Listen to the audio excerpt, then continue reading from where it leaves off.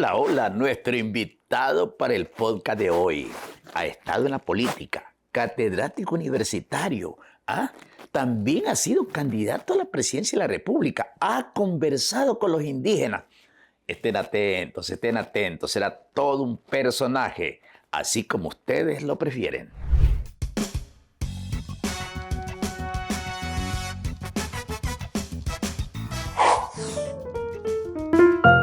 Hola, ¿cómo están? Un gusto inmenso saludarlas y saludarlos. Como siempre, bienvenidos en nombre de nuestro equipo de producción, de coordinación y todo lo demás a esta nueva sección, a este nuevo programa de nuestro podcast Entre Dos Luces. Así que para el día de hoy, como siempre, atendiendo ese gusto exigente que tienen ustedes de traer invitados sujetos de opinión, ¿ah? Hoy tenemos todo un personaje que nos acompaña. No necesita mayores presentaciones.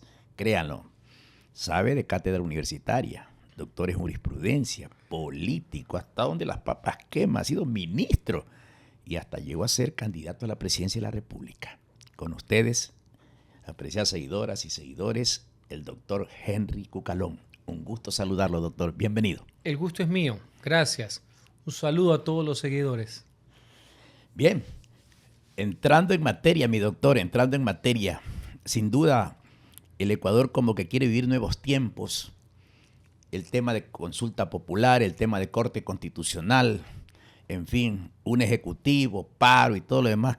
¿Cómo ve Henry Cucalón el ambiente en el que este rato se desenvuelve el Ecuador? Un ambiente caldeado.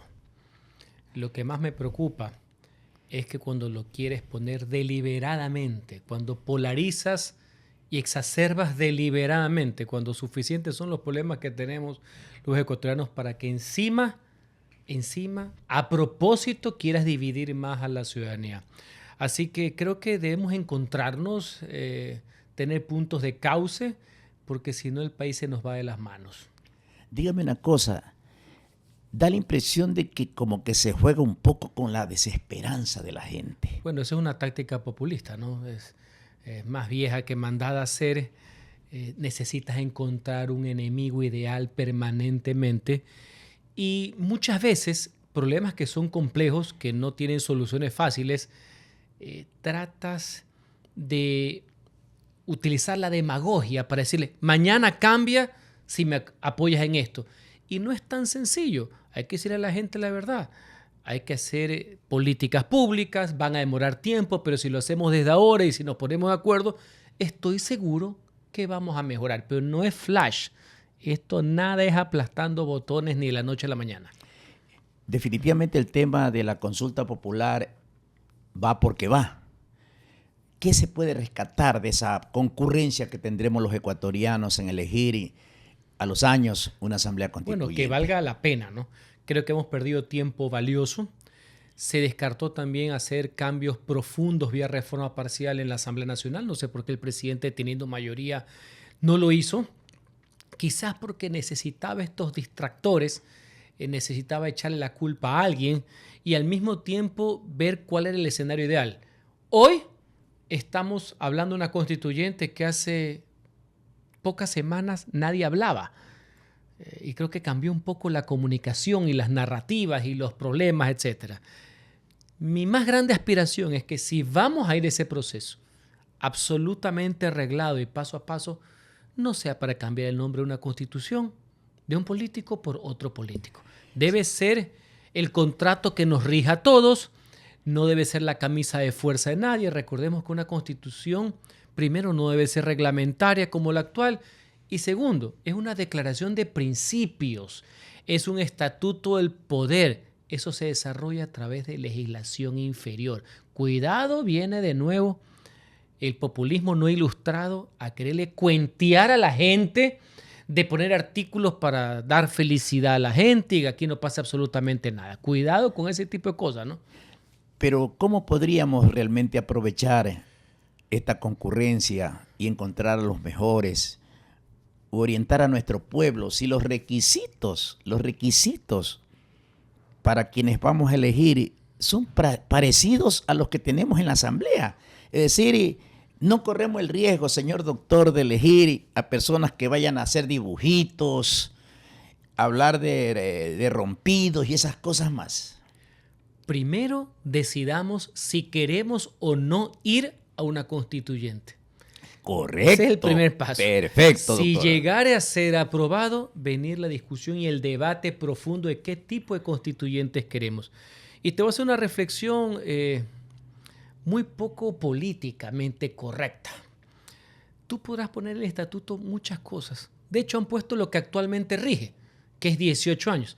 Ojalá que en la próxima constitución se eleve la edad.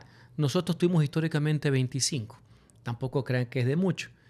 Pero este cambio no va a venir solamente con comas y con artículos.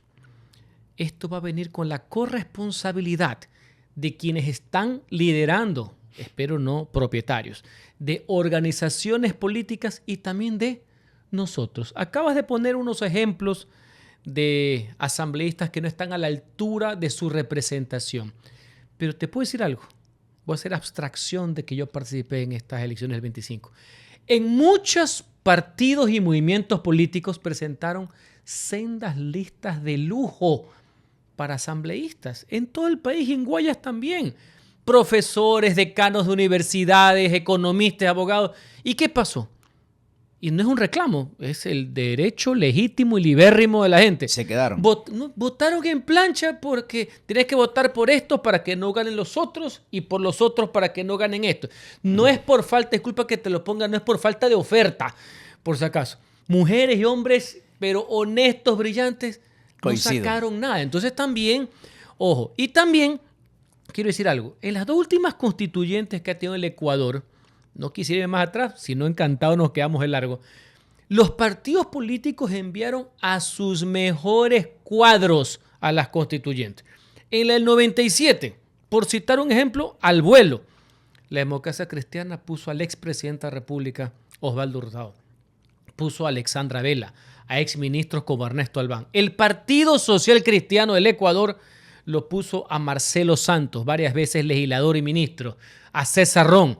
Por los independientes fue Ricardo Noboa, que había sido candidato presidencial, ministro. Por la izquierda fue Enrique Ayala.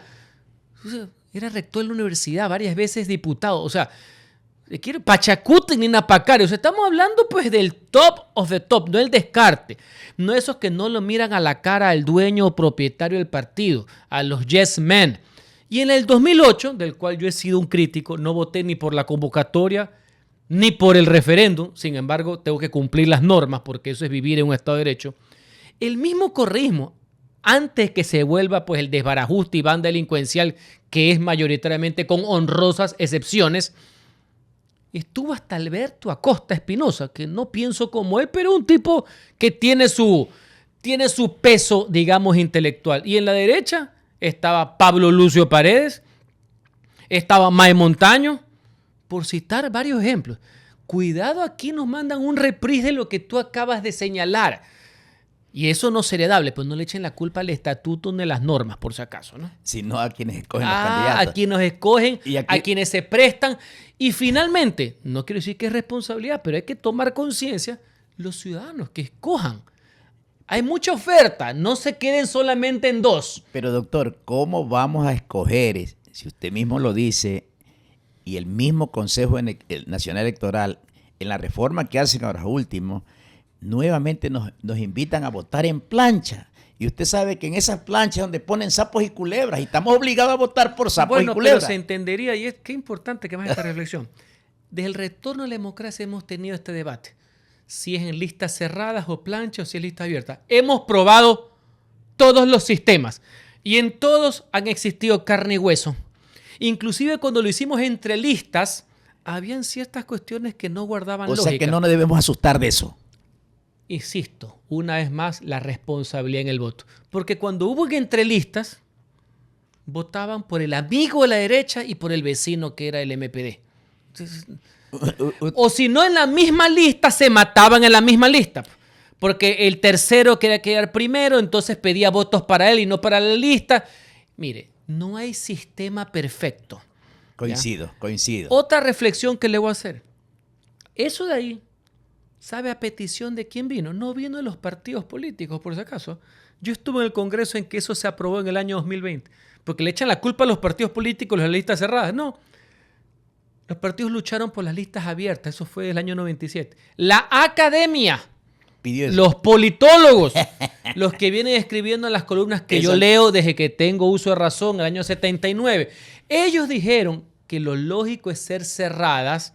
¿Por qué? Porque se entendería, ojo con lo que voy a decir, que todos obedecen a una misma posición ideológica.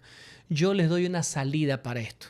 Va a ser medio dura. Ya lo he dicho desde que he sido diputado. Es medio impopular lo que voy a decir.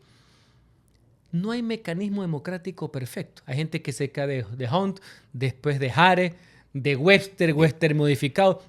Por si acaso, la Corte Constitucional hizo bien en no meterse con el Hunt. Más allá que el Hunt es un método consolidador de mayorías. Porque eso lo eligió quien convoca. ¿Es legal y democrático? Sí. ¿Es conveniente o no? Ese es otro juicio de valor y la Corte no tenía por qué verlo. Pero ¿sabe qué? ¿Sabe cuál es el mejor método? ¿Cuál? El que saca un voto más gana, maestro. Así se acabó. Así de punto. Esa es la democracia, ¿no? Yo he ganado y también he perdido. Porque así Esa es la mismo, democracia. Esa es la así democracia. mismo es, pues.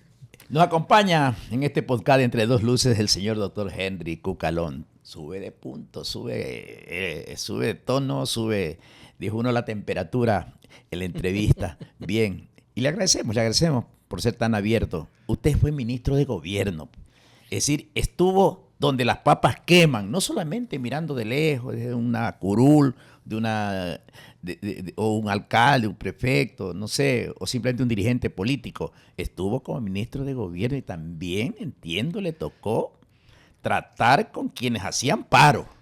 Hablo del año 2022. No, 21. 2023. 2023. A mí no me hicieron ningún paro. A usted no le hicieron ningún paro, ¿no? Usted estuvo posterior al paro entonces. Exacto. Porque fue en junio de 2022 fueron los paros. Pero como ciudadano... 17 días. Pero 18, pero como ciudadano lo rechacé. 18 días, ¿no? Como ciudadano lo rechacé porque protestar es legítimo, es un derecho y la democracia lo ampara. Caos, anarquía, vandalismo y lo demás, tratar de derrocar un régimen, eso es un delito. Pero se pudo, o mejor dicho, permítame hacer mejor la pregunta. ¿Se puede o no se puede dialogar con los indígenas en este país? Pero por supuesto, si son ecuatorianos, claro que hay que dialogar con todos. ¿Se puede llegar a acuerdos o no? Claro que se puede llegar a acuerdos. ¿Dónde está la diferencia? No tiene que ver si son indígenas o no indígenas.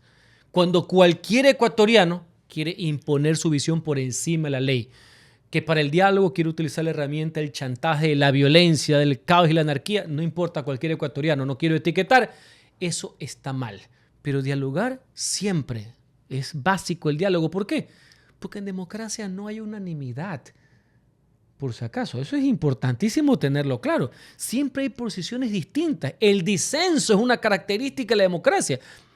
Lo que vale es que en nombre del interés general, el alcalde, el presidente, quien fuere, tiene que tomar una decisión. La lógica de esa decisión es que favorezca el interés general y no un interés particular. Este momento, como están las cosas, fuego contra fuego, ¿es o no es saludable? Es saludable el diálogo. ¿Dónde tiene que existir el diálogo? ¿Con las personas que se quieren derribar hasta un helicóptero? Pero el presidente, por eso le digo, en cambio ha sido contundente y Mabel los emplaza. Me parece que la firmeza está bien. Eso yo no tengo ningún ¿Eso es problema. firmeza? La firmeza de tener un principio de autoridad. ¿No estamos cerrando la puerta del diálogo? Voy por partes porque estamos mezclando. Si usted me dice que alguien comete un delito, quienes ejercen el liderazgo tienen que hacerlo con autoridad, si no te pasan por alto. Segundo, claro que se puede dialogar, pero ¿cuál es el diálogo? Paralizándome un servicio público que es un delito, 12 años por si acaso de entrada. No, pues, no, así no se puede dialogar. Pero eso no se ha castigado, nunca. No digan nunca. Varios han sido detenidos a lo largo del tiempo. Derrocaron a Bucaram, no se castigó a los que estuvieron en las calles. A ver, es que, no. Una cosa es estar en las calles. Acaba de estar media ciudad de Cuenca en las calles. Y saludo. También eran violentas esas manifestaciones. Y saludo que hayan estado en Cuenca pacíficamente, ordenadamente, por así decir. ¿Ya? No hay que confundir actos delictivos de sabotaje. ¿Ya? El paro del 2022 le costó $1.000 millones al Ecuador, que termina afectando a los más pobres, por si acaso. Por eso que ahorita la ciudadanía no quiere ver que en nombre de reclamos que pueden ser hasta justos, se promueva la destrucción de las ciudades, por si acaso. Totalmente de acuerdo. Eso no se puede tolerar. Ahora, movilizaciones políticas en reclamo a regímenes, etcétera, hay de todo orden. En Guayaquil, durante muchos años, fui parte de grandes manifestaciones, las más grandes de la historia de la ciudad. No me acuerdo que se haya roto ni un solo vidrio, por así decirlo. Doctor, pero mire, el 2019, 34 personas cayeron presas por quemar la Contraloría. Y yo por eso quiero preguntarle, de pronto no se exagera cuando se dice son terroristas, porque Correcto. le cuento lo siguiente, de esos 34, incluso la misma fiscalía cambió la figura. Correcto. Y lo puso más suave, es válido. Eso, sabotaje y todo lo demás. Y para completarle la pregunta, nadie está preso ya. Bueno, varias cuestiones. Uno, concuerdo con usted, no todo debe llegar al grado máximo, comenzando por ahí, ¿no? Que sería el acto de terrorismo. Hay actos que son de violencia, de destrucción de la propiedad, que no necesariamente debe ser terrorismo, que tiene unas características políticas jurídicas. Concuerdo. Ahora bien, ese ataque de la Contraloría debe haber sido sancionado. ¿Por qué, entre otras cosas, no hay nada? No solamente porque se dilataron las investigaciones, sino porque en el año 22 dieron amnistía pues, a todos los del relajo y la revuelta del año 19, que comenzó como protesta, avanzó como destrucción y después el fin al cual el correísmo lideró era derrocar al presidente Lenín Moreno. ¿Estamos claros? Y eso está mal. Y lo amnistiaron, entre los cuales lo amnistiaron al señor Issa, más allá que ahora veo que hay un problema con las cédulas, con los nombres. Y como una pequeña anécdota histórica, ¿no? El diputado Noboa votó a favor de la amnistía del señor Issa, ¿no? Solo como una pequeña ¿Ah, sí? anécdota. No sabía. Sí, una pequeña anécdota. Me imagino que ahora que está del otro lado no debe pensar así, ¿no? Pero bueno. Está buena. Mucha gente no supo ni siquiera que era diputado. Mañana lo digo en la radio. Por si acaso, como una anécdota, ¿no? Como anécdota, ¿no? Como anécdota. Pero hay algo que es más cumbre, que la gente también se olvida.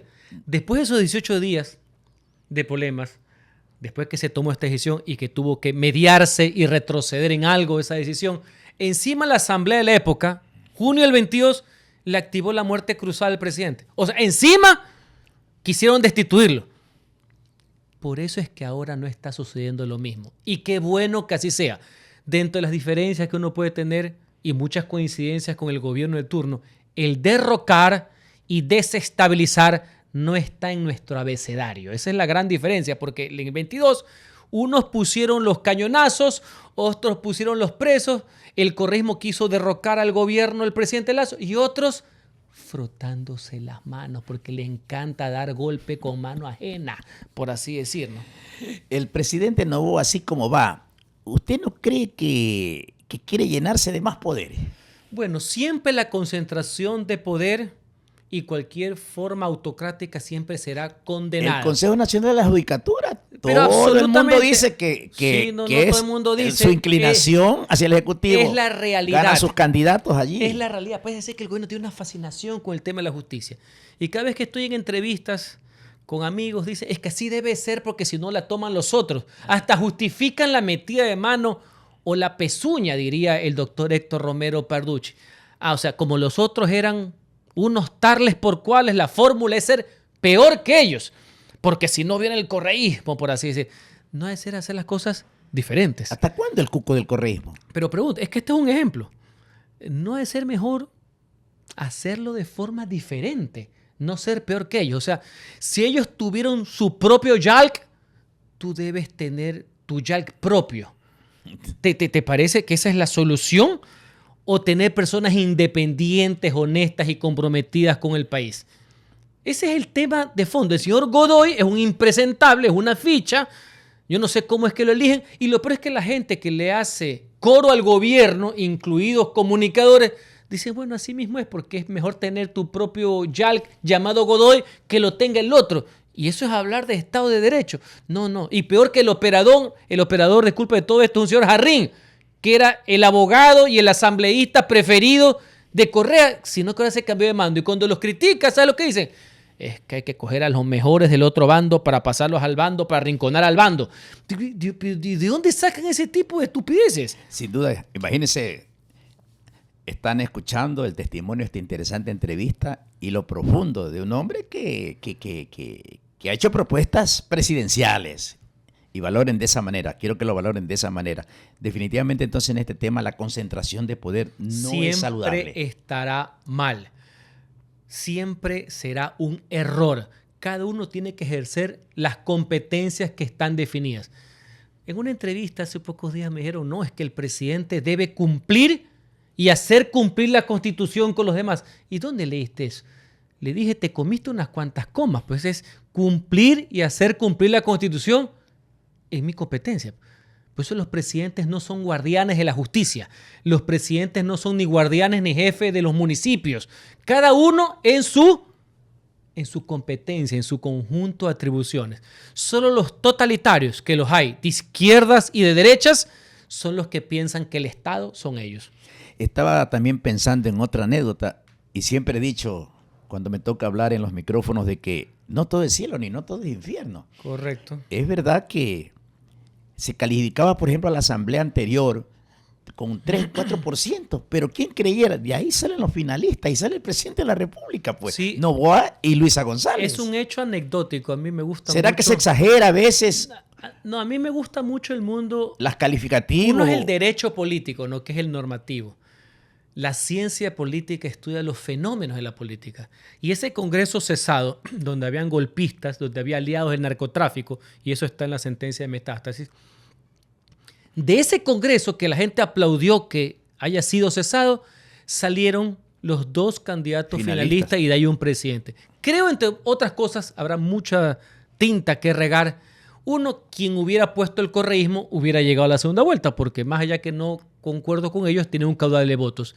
Y segundo, a mérito del actual presidente en su primera elección, que comenzó muy bajo y despegó a partir del debate con una gran campaña comunicacional, yo creo que muy pocas personas sabían que él era asambleísta. Sí. Y lo vendieron como nuevo. No sabían nada. Pero no sabían nada. De hecho, no saben cómo son sus votaciones, no saben cuáles son sus posiciones. Veo por su rostro que recién se entera que votó por la amnistía de Isa. Sí. Eso en mi época, a mí ya me hubieran electrocutado, por así decir. Pero sí, le jugó eso de ser nuevo. Y bien, al final de cuentas, los que ganan las campañas son los que mejor las hacen. A veces coincide que también son buenas personas. A veces. Usted ha puesto siempre el pecho a las balas. Siempre. Y no le rehuyó a una candidatura a la presidencia de la República. ¿Qué experiencia le dejó ese paso por esa candidatura? Jamás rehuyo a los desafíos. Cuando yo fui diputado en el 2013, éramos minoría. En esa época el correísmo casi era una religión aquí.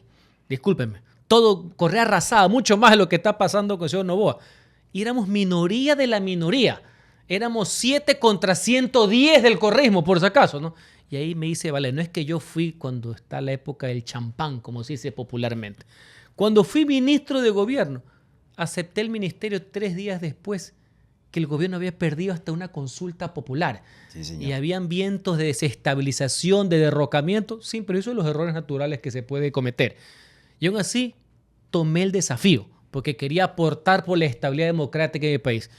Y en la candidatura presidencial, sin tener un solo centavo, porque no tengo por dónde tenerlo, sin ser una candidatura millonaria y pese a la adversidad y más allá del resultado desfavorable, fui porque pensaba y sigo pensando que tenía algo que aportarle al país. Un conjunto de ideas, de experiencias dichas con firmeza, con claridad, de que el cambio sí es posible. ¿Avanzó a recorrer el país? Salvo, lamentablemente, más allá que sí lo conozco, he ido muchísimas veces como asambleísta y como ministro de gobierno, no alcancé a la Amazonía. La Amazonía. ¿Y qué le pedía a la gente a usted? Mire, el tema en conjunto en cuanto al petitorio de un gobierno es seguridad, porque sin seguridad no hay nada más.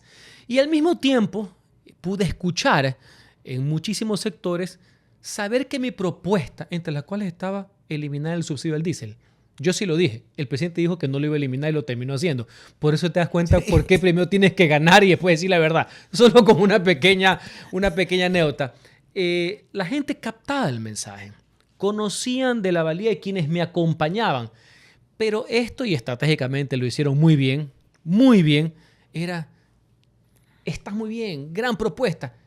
Pero si no votamos por Noboa, gana Correa.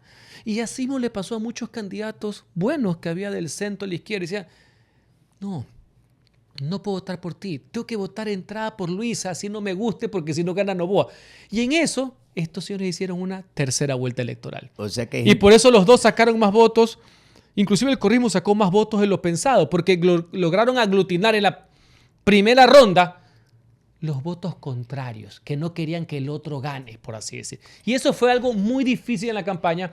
También fue un fenómeno, no ha pasado nunca desde la instauración del balotaje, de la segunda vuelta, desde el retorno a la democracia, jamás ha pasado que en una primera vuelta dos candidaturas se lleven el 90%. Fue por eso, por ese discurso bastante simplista, por decirlo menos, de que no importa, no votes por él, porque solo conmigo hay que derrotar al otro. Alguna vez le preguntaron a Luis Carlos Galán, asesinado en 1989, el día que me graduaba yo de periodista aquí en la Faxo, le preguntaban, disculpe, si usted no llega a la presidencia de la República en Colombia, ¿qué piensa hacer? Entonces él decía que había muchos personajes de la política en Latinoamérica que en verdad no han llegado, que han luchado muchos años para llegar, pero en cambio él valoraba mucho el mensaje que dejan precisamente en la democracia. ¿Usted cree que en esa presencia que tuvo como candidato dejó alguna huella, aunque no ganó, o sí ganó algo? Pero por supuesto. Primero, qué gran referencia, y me honro estar en esta entrevista, en este podcast. Luis Carlos Galán, el fundador del nuevo liberalismo. Sí, señor. Colombia hubiera sido otra. El nuevo liberalismo. Si hubiera ganado el maestro Galán. Lo admiro muchísimo, la verdad. Siempre me gustó mucho la política colombiana. Así que qué buen ejemplo poner. Y nosotros hemos tenido esto acá. Te voy a poner un ejemplo. ¿Quién no puede reconocer la valía? Sí, no ganó. De un Raúl Clemente Huerta, que es mi maestro. Nunca lo logré conocer, pero digo mi maestro porque los he leído. Un Jacinto Velázquez. Los he estudiado, por así decir. Sí. Grandes políticos que en la parte presidencial no tuvieron el favor popular. Entre otras cosas, porque les tocó enfrentarse a palabras mayores. Hay un discurso famoso gallo de pelea, Raúl, ¿no? Clemente Huerta que sí, yo perdí. Pero perdí al frente Camilo Ponce Enrique. O sea, yo he sido opositor de Velasco Ibarra. Estamos hablando de otras órbitas, por así decirlo. Señor. En todo caso, yo como humano he ganado. He ganado porque cada vez conozco más gente, profundizo en las realidades y en los problemas de mi patria, de mis ciudadanos. Así que para mí todo es una ganancia personal porque yo amo el servicio público. Mi mente está adiestrada para servir a los demás de forma honesta, obviamente no exenta de errores. Y lo que creo que le quedó a los que alcanzaron a conocerme, porque al no ser una candidatura millonaria, al ver tantos candidatos, al existir esta polarización que se pusieron de acuerdo en que solo era entre dos, porque coexisten. Si tú le quitas el correísmo al novoísmo, no hay nada, valga la aclaración, o muy poco para efectos electorales, no quiero hablar del tema gubernamental. En los círculos que conocieron, en los grupos que conocieron, saben que hay un conjunto de ideas, saben que hay una trayectoria, saben que me formé como abogado en la Procuraduría del Estado defendiendo el interés de la gente, saben que aporté un granito de arena en el municipio de Guayaquil durante tantos años de la mejor época del municipio de Guayaquil, saben que estuve en la legislatura, jamás ningún escándalo, de los diputados que más asistía, que más intervenciones hizo, que hice algunos cambios importantes en materia, siempre defendiendo a la gente. Fui interpelante de algunos juicios políticos, pero bien puestos, no estos que citan a Rousseau últimamente. Y que bueno, como ministro de gobierno traté de aportarle la estabilidad a la gente. Bien. Qué mente paralúcida. Ojalá la podamos tener en la futura Asamblea Constituyente. Yo seguiré aportando a mi país. Eso es una convicción de vida. No es una coyuntura de momento. Su mensaje final, apreciado Henry Cucalón, y gracias de antemano por su presencia aquí. Muchísimas gracias primero por esta oportunidad y decirle a todos los seguidores, Ecuador vive momentos bastante complejos, donde se requiere el compromiso de todos. No renunciemos a nuestro rol de ciudadano, el cargo más importante de una democracia, pero debemos añadirle algo, mucha racionalidad y mucha sensatez. Nos quieren llevar al todo o nada. Justificar la arbitrariedad supuestamente para vencer a mayor arbitrariedad.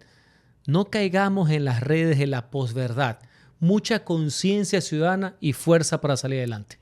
ha sido el señor doctor Henry Cucalón. Caramba, nos hemos deleitado. Espero que ustedes también se hayan deleitado con el testimonio de este presente podcast que queda a vuestra consideración. Será hasta una nueva oportunidad.